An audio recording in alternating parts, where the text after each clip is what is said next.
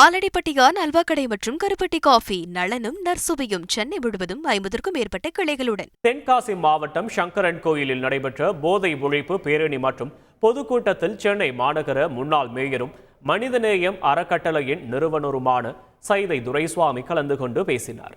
அவர் தமிழகத்தில் பூரண மதுவிலக்கை அமல்படுத்தும் முதல் முயற்சியாக பார் கலாச்சாரத்தை ஒழிக்க வேண்டும் என்று கேட்டுக்கொண்டார்.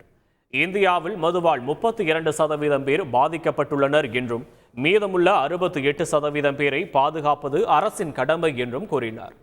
மது குடிப்பவர்களை கண்டறிந்து அவர்களுக்கு பெர்மிட் அளித்து மதுவை விற்றால் 5 ஆண்டுகளில் பூரண மதுவிலக்கை அமல்படுத்தி விடலாம் என்றும் அவர் கூறினார்.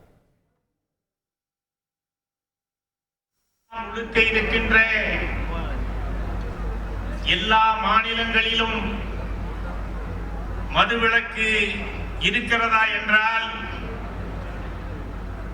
3 மாநிலங்கள், ஒரு யூனியன் பிரதேசம், அதை தவிர மீதி எல்லா ஊர்களிலும் எல்லா மாநிலங்களிலும் இருக்கிறது.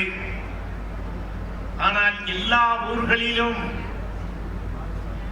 இந்த மதுபானம் அருந்துவதற்கு பார் வசதி இருக்கிறதா என்றால் 3 மாநிலங்களில் மட்டும்தான் இருக்கிறது.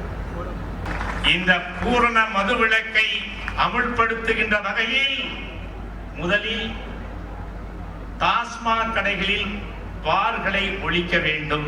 அதற்கு ஒரு சமூக மரியாதையை தரக்கூடாது.